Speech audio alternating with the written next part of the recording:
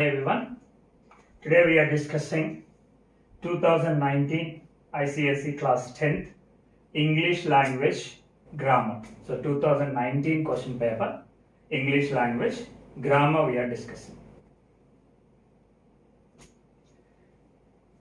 So question here, fill in the blanks with the correct tense.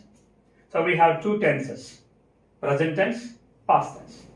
So these blanks either should be filled with the present tense or with the past tense. So before going to decide whether it to be filled with the present tense or past tense, we need to read the given paragraph very carefully. First understand the paragraph. So let us read the paragraph first.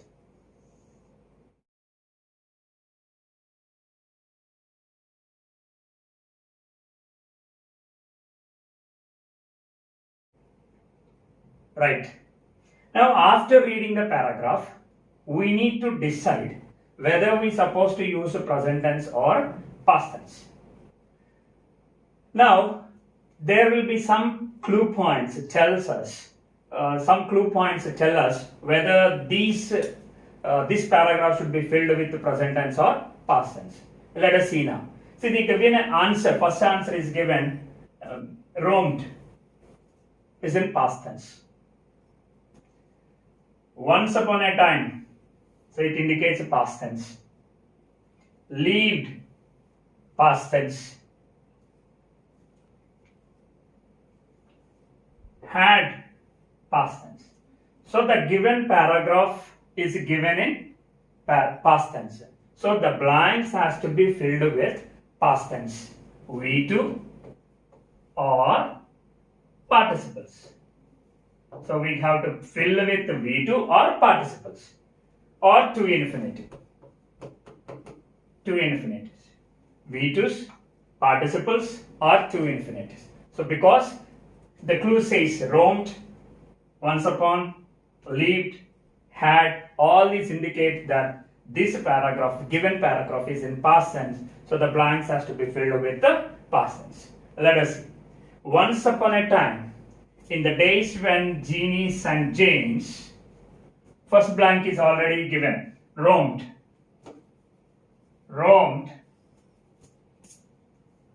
the land, there dash live a farmer dash name Baba Ayub.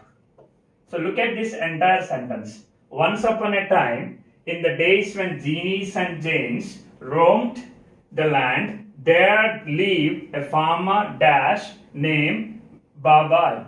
This is a complex sentence. When is a subordinate conjunction. So there is a subordinate conjunction. So which means we have two clauses here. Once upon a time in the days when genies and Janes roamed the land, subordinate clause. There live a farmer named Baba. Now when you take this class, main class, there live name. So if it is a main class, there is supposed to be only one verb and the second has to be secondary verb. Now the main verb should be considered lived. There lived. So we are using past tense because the entire paragraph is in past tense. There lived a farmer named. So here we have written past participle. I said we use past participles. So here named is past participle. So named is past participle. It's not a main verb. It is used as a secondary verb. Once upon a time in the days when genies and Janes roamed the land, there lived a farmer named Baba Ayub. He lived with his family in a little village by the name of Maiden South because he had a large family to feed. Baba Ayub see his days consumed by hard work. Because he had a large family to feed, Baba Ayub see his days consumed by hard work. Again, here it's a complex sentence because it's a subordinate conjunction. So, because he had a large family to feed his subordinate class, Baba Ayub see his days consumed. Again, we have two verbs. Now, Baba Ayub saw, past tense, his days by hard work. When it is a by, we supposed to use past participle. So, past participle, consumed. Consumed. So, Baba Ayub saw is a main verb. Consumed used as a secondary verb because it is a past participle. It is a past participle. By hard work. Every day he dash labor from dawn to sundown. Plow is a field and turn the soil and tend to his meager pistachio trees. Now, from here to here, this is only a main class. It's a simple sentence. Every day he labor from dawn to sundown, plow is a field and turn the soil and tend to his meager pistachio trees. So it is a simple sentence, but we have number of verbs. One supposed to be the main verb and the remaining has to be participles. Now whether to use past participle or present participle. Every day he labored, past tense, because we are filling the blanks with the past tense, labored. Now one main verb is completed. So the second verb supposed to be, the secondary verb supposed to be participle. Either it's supposed to be a present participle or past participle. Now here, present participle is formed. Labored down to sundown.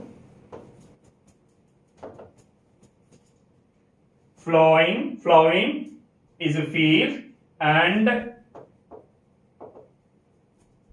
turning the soil and tending to his meager pistachio trees. So, labored is considered as a main verb and plowing, turning, tending or participle clause. Present participles we used. We used present participles. So total answer, once upon a time in the days when Jeannies and Janes roamed the land, there lived, past tense, a farmer named past participle we used. Babayo, he lived with his family in a little village by the name of Maiden South. Because he had a large family to feed, Babayo saw, past tense, his days consumed, past participle, by hard work. Every day he labored, past tense, from dawn to sundown, plowing, present participle, is a field, and turning, present participle, the soil, and tending, present participle, to his meager pistachio trees. So this is how to fill paragraph with the correct tense. Now, second question B, fill in each blanks with an appropriate word. So prepositions we supposed to use here. The puppy was hiding dash the sofa.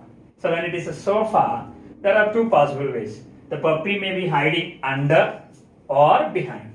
So we can write both, under or behind. The puppy was hiding under the sofa or behind the sofa. Stop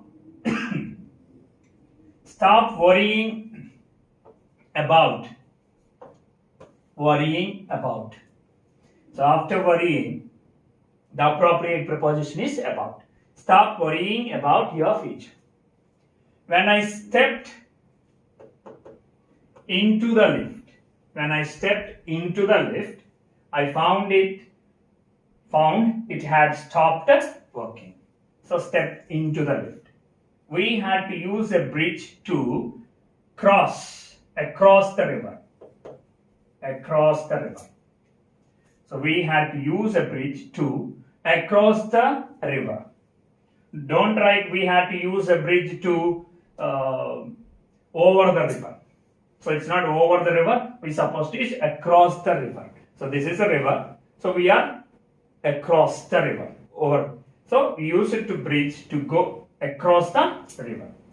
I have lived in this town for 10 years. So here we need to remember two words, for or since.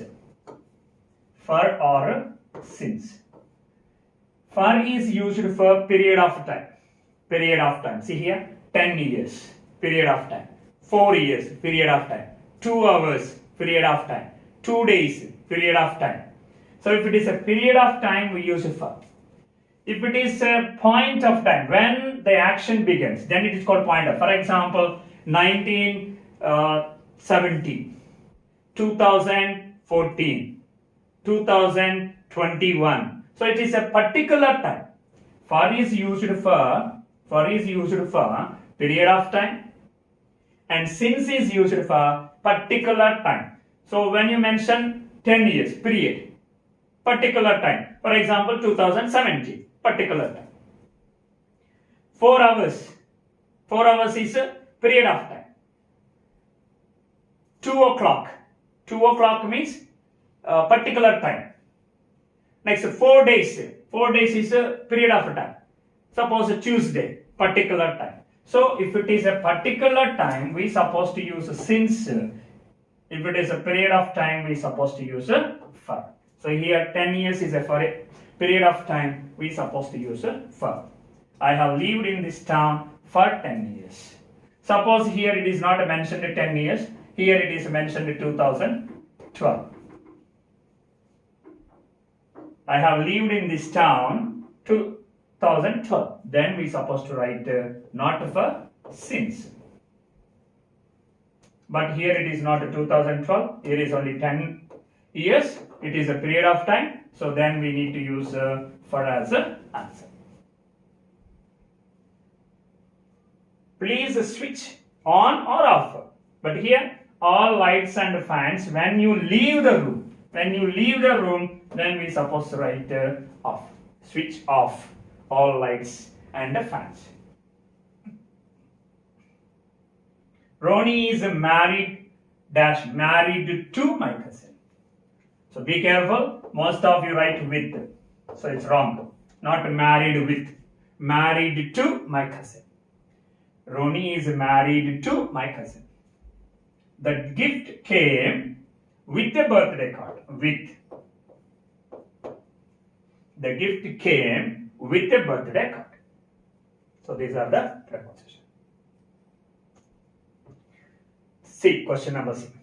Join the following sentences to make one complete sentence without using and, but, so. We are not allowed to use and, but, so. So mostly we use subordinate conjunctions or participles.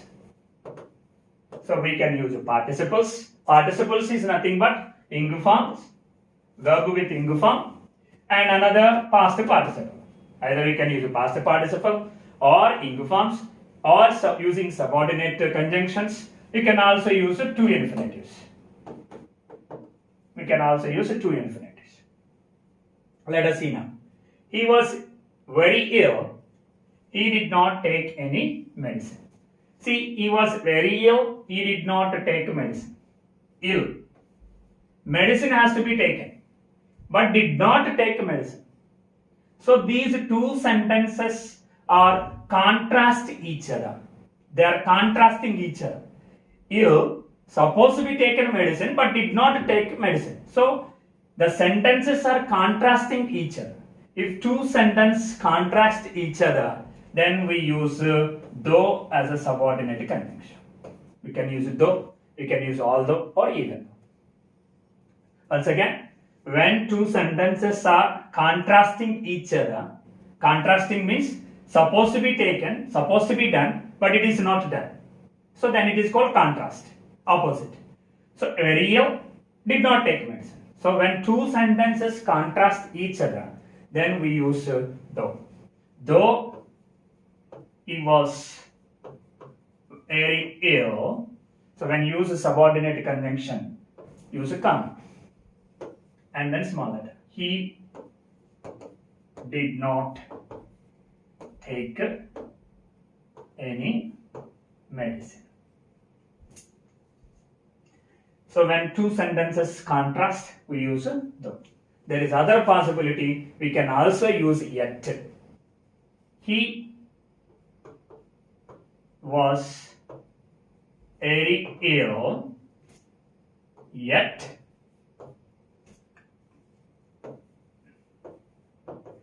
he did not take any medicine. So when contrast two sentences, we can use though, although, even though. Careful. Next, we can also use yet. There is another possibility we can write using in spite of or despite. In spite of or despite. So let us see with in spite of. In spite of. So B form is given. When B form is there, just use being. In spite of being very ill, in spite of being very ill, comma, he did not take any medicine. So when you write in spite of, the rule, if there is a B form, while using in spite of, there is a B form, just make it as a B. Suppose if there is a verb, then use present participle, base form plus ing. Present participle, which means B4. So B4 is a present participle. Present participle, base form plus base verb, base form of the verb plus ing form. Now here is a B form, so I just used a B. Suppose if here work, then I supposed to write here working. Suppose here play, then I supposed to write here play. When you write with in spite of. You can also write with despite. When you write despite, but we don't use of. That's only the difference. Suppose if I say answer with despite, don't use of. After despite, there will be no of. Despite being very ill. So when you say in spite of being very ill. Look at the next example. Next one. You come back from your holiday. We will discuss the problem. So here two actions happen, one after the other. You come back from your holiday. We will discuss the problem. So when the two actions one after the other, just use subordinate conjunction after.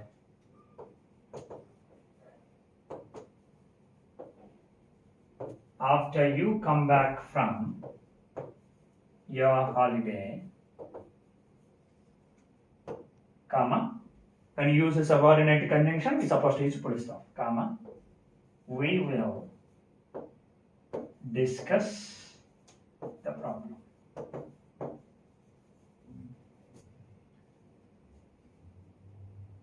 After you come back from your holiday, we will discuss the problem.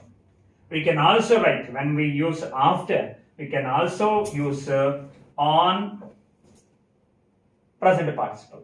Present participle means V4. We can use, when you write with after, we can also use present participle. On coming back from your holiday,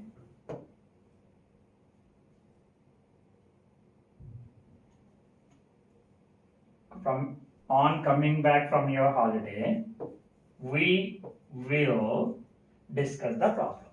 On coming back from your holiday, we will discuss the problem.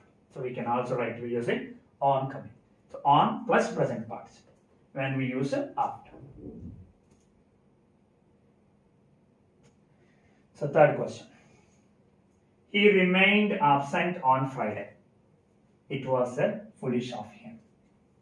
He remained absent on Friday. It was foolish of him. So we use to infinitive. It was foolish of him to remain. When we use to, the verb must be base form. Base form of the verb. We are supposed to use base form of the verb after to. It was foolish of him to remain absent. To remain absent. Rahul ran all the way to the bus stop. He missed the bus. He ran. He ran. So he's supposed to get the bus, but he missed the bus. So these two sentences again contrasting. He ran but missed. So which means but missed. So when two sentences contrast and when conjunction is supposed to be but, then there is only, already we discussed earlier, we use though as a subordinate conjunction. We use though subordinate conjunction. Though Rahul ran all the way to the bus stop,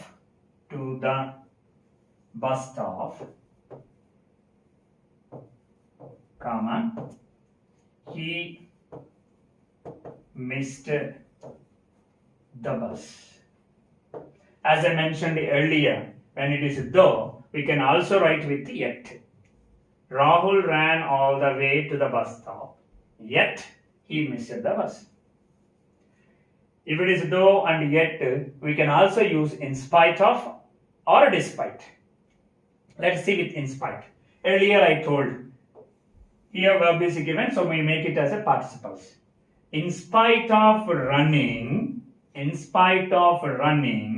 all the way to the bus stop, he missed the bus. When we use despite, only thing is we don't use of after despite. Despite running all the way to the bus stop, he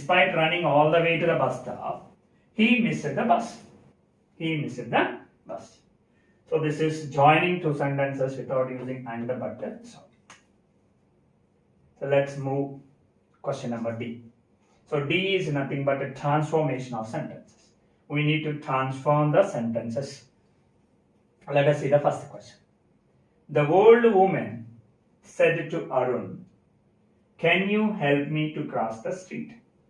Can you help me to cross the street?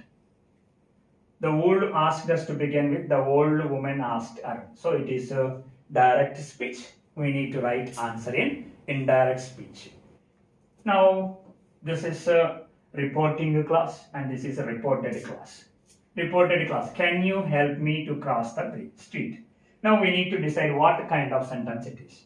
So can you help me to cross the street is a closed interrogative. Closed interrogative.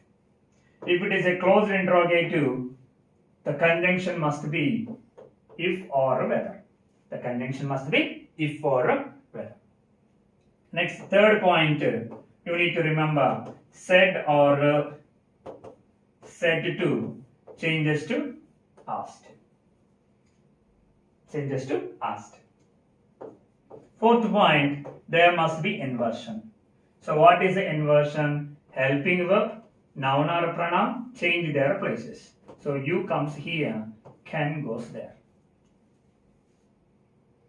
If there is no listener, fifth point, if there is no listener, so the old woman spoke and the listener is mentioned. Suppose if there is no listener, we supposed to use me as the listener, but here Arun is the listener, so we need not to mention me. Then answer, we write, the old woman said to changes to asked Arun. So what conjunction must be used? If or whether. We use if. Now inversion I told. Inversion means you comes first. Who is this you? You refers to Arun. So we can't write you here. We supposed to, you refers to Arun. We supposed to write if he. Now can changes to could. Can changes to could. He could help me help me to cross the street. To cross the street. Full stop. So the old woman asked Arun if he could help me to cross the street. As soon as the sun rose over the hills, the fog disappeared. Rose, rise, rose, risen. So rose.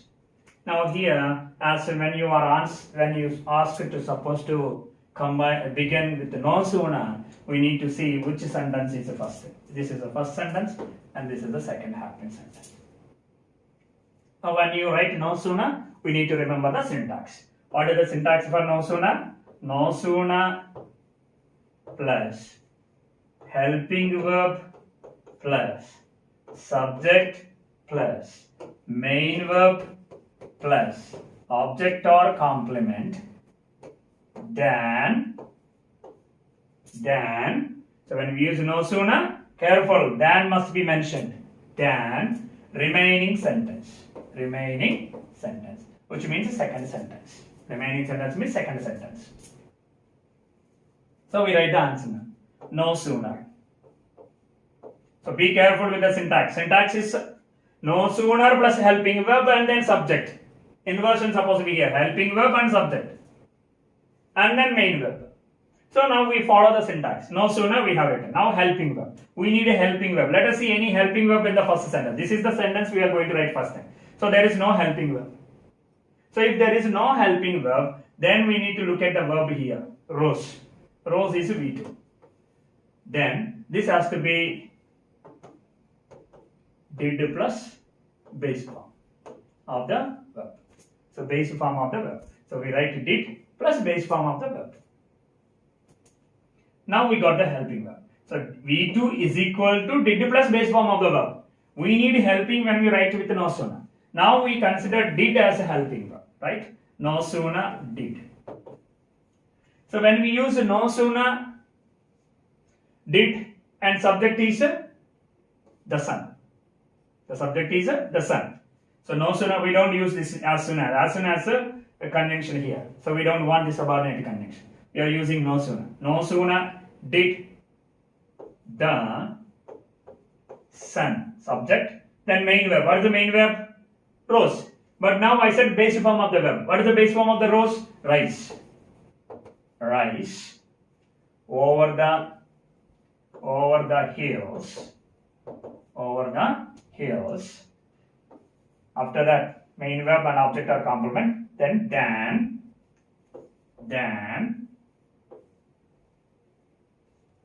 the fog, remaining sentence, which means the second sentence. The fog disappeared. The fog disappeared. Now here verb is in V2. If the verb is in V2, there is another possibility. Not only did plus base form we write, we can also write had plus V3. We can also break into had plus V3. When you are writing no sooner, so if the verb is in V2, when you are writing no sooner, verb is in V2, then there are two possible ways of writing answer. So you can write did plus base form or had plus V3. Suppose if it is had plus V3, simple. No sooner. Now we have a helping verb. What helping verb we have? Had. Had. Subject. Subject is same. The sun. And V3. What is the V3? Rise, rose, risen. So risen, the hills. So no sooner had the sun risen over the hills than the fog disappeared. Don't use a comma and use a than. Then the fog disappeared. So when you write, when there is a verb in V2, when you are asked to begin with no sooner, so first thing you need to remember syntax. Next thing we need to identify the verb here. The verb is in V2. If the verb is in V2, we have two possible ways of writing answer. It rained so heavily that they could not go for the picnic. Asked us to write 2D. Now here you need to remember again. So that could not. So when you are asked to write to, you need to remember the rule. So that could not. So this entire. In place of so we write to. In that they could not enter, we write here to. So sorry here. So in place of so we write to. O, not T-O, T-O. In place of that, cannot, could not. So what is this cannot, could not? Suppose if the verb is past tense, there is supposed to be could not. Suppose if the verb is in present tense, supposed to be cannot. So cannot, could not. So cannot, present tense, could not, past tense. So means to, T-O-O, to, and this entire is equal to 2. So while writing answer, once again we'll see. So that they could not. So here we write 2 and here I write 2. Then answer is very easy. It rained too heavily. So in place of that they could not, just write 2. To go for the picnic.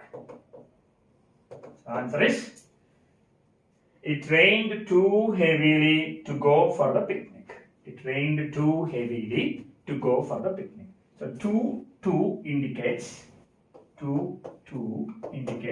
negative. To indicates negative. So that they could not or cannot. In place of so, we write 2. In place of that they could not, we write it. Fourth. If your friends get here before 7 o'clock, we can take them out for dinner. If your friends get here before 7 o'clock, we can take them out for dinner. Asking us to use unless. Now when you write unless, first know the meaning of unless. So unless means if not. Unless means if not. So unless is equal to if not. So before writing the answer using unless, first write the answer using if not. First write the answer using if not. So don't go directly with unless. Somewhere in the paper, maybe rough paper, just write if not, and then when it come back, use that unless. Let us see how we supposed to write. So unless is equal to if not. So we are writing first if not. If your friends don't means if not. If not, if your friends don't get here before 7 o'clock, we can or cannot. Look at the meaning. If your friends get here before, we can. If your friends don't get here, we can't. So, friends get means can. The given sentence is get, can. Suppose if they don't, then we can't. Then we write we can't take them out for dinner. Now read the once again sentence. If your friends do not get here before 7 o'clock, we can't take them out for dinner. If they come 7 o'clock, we take. That's the meaning. But here it is, if they don't come, we don't take. Meaning is the same. If they come, we take. If they don't come, we don't take. Right? Now, unless is equal to if not. So if is here, not is here. So when you write with unless, just remove those two. Because unless is equal to if not. So remove not, remove if. In place, just write with unless. Unless your friends, unless your friends, unless is equal to if and not. So we need not write again those two. Unless your friends get here before 7 o'clock, comma, we can't take them out for dinner. The second sentence supposed to be the same. So first, once again, when you are asked to combine using unless, first write, because unless is equal to if not. So first write, combine these two sentences using if not. Whatever the sentence it is, whatever the sentences they are. So first combine with if not. Rough paper. Somewhere using some rough paper, you write there on the rough paper, and then write first if not. With if not, with a meaningful. There's supposed to be meaning. If your friends don't get here before 7 o'clock, we can't take them out for dinner. So I have written with if not. Now I need to place unless, because if not is equal to unless, and I are asked to combine using unless.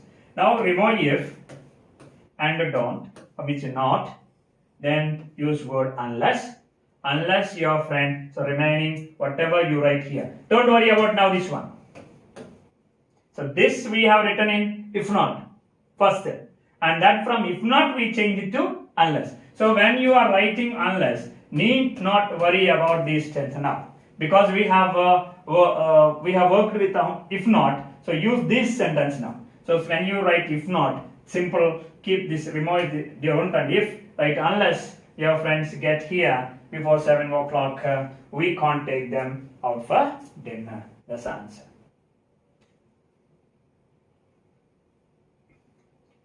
The school captain was elected by the students of class 11th and 12th.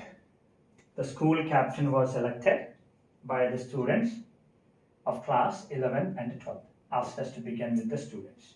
So the students is here agent, which means we are talking about here active and passive voice.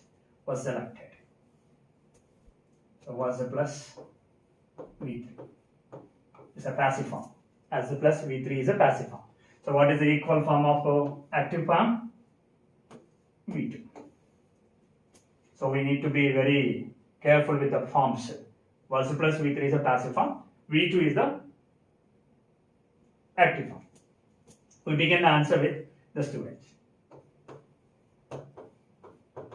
The students of classes 11th and 12th,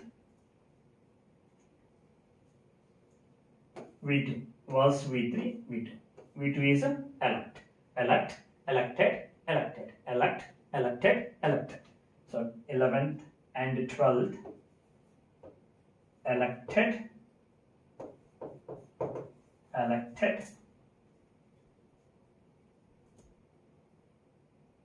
The school captain. The students of class 11th and 12th elected the school captain. So we need to be aware of forms, passive forms and active forms. So all the forms, active forms and passive forms, we need to learn by heart. Greenland is the largest island in the world. Asked us to use larger, largest, larger. So it is a degrees of a comparison. So degrees of comparison, we have 6 models, and especially 4 are very important. So what are the 4? So you just watch video degrees of comparison so that you will understand what are the 4 and 6, what are the 6 models and what are important 4 models. So I just give a description below. So just watch video. Degrees of comparison. Right. Here largest. The largest. So D plus ST. So D plus ST is model 1. And that too superlative. So model 1. So given sentence is a model 1 superlative. And model 1 comparative. Larger is a comparative degree. modal 1 positive. Suppose here it is given large, then it is a positive degree or plain degree, plain or positive degree. Now we are asked us to write larger, so which means modal 1 comparative has to be written. So if modal 1 superlative is DST, when it comes to comparative, then any other, So modal 1 superlative is DST, modal 1 comparative is than any other. So while writing answer, we are supposed to use than any other. Let us see. Greenland is larger than any island in the world.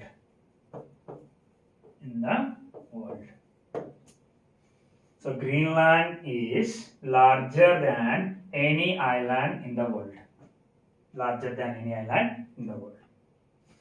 Suppose asked to like Raj, then we supposed to use no other so large as. Then answer is no other island in the world is so large as Greenland. No other island in the world is so large as Greenland. If it is asked large, but here it is mentioned larger, so modal 1 comparative. Superlative is given DST. We have written answer in modal 1 comparative. When you write DST means than any other. DST means we are supposed to write than any other. Another one is there, one of the ST. Another model is one of the ST. This is model 3. One of the ST. When one of the ST there, then we write than many other. But given is DST, so we write any other. When it comes to one of the ST, then we are supposed to write many other. So don't get confused. One of the means many. Only DST means any. How cruel Shylock was to demand his pound of flesh. How cruel Shylock was to demand his pound of flesh. This sentence is an exclamatory sentence. So exclamatory has to be transformed into assertive sentence. It was cruel. So it starts with it, subject. So it is an assertive sentence.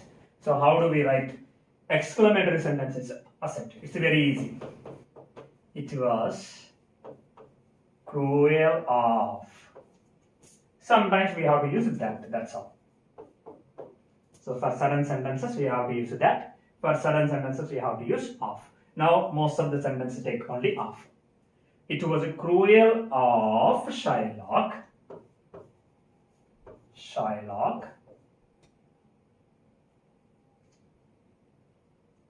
to demand his pound of flesh. It was cruel. Was this taken from here? It was cruel of Shylock. So when you change exclamatory sentences into assertive sentences, you're supposed to use of or that.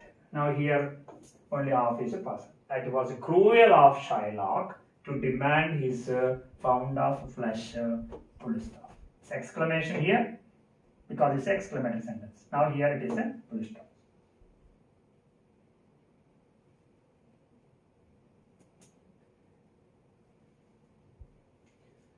Arun was asked by his mother to explain the missing button on his shirt. Arun was asked by his mother to explain the missing button on his shirt. Asked us to write explanation. Now, here when you write explanation, we explain is to infinitive and we are writing explanation is a noun form. To infinitive and noun form. So when you write noun form, we use for.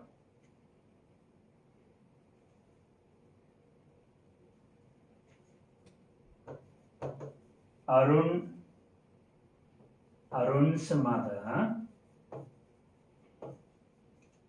asked him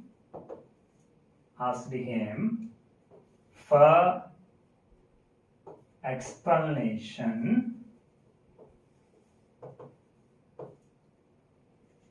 of the missing buttons on his shirt.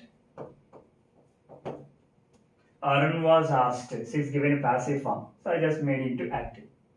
Suppose you can also write in passive form. Arun was asked by his mother for explanation of the missing button.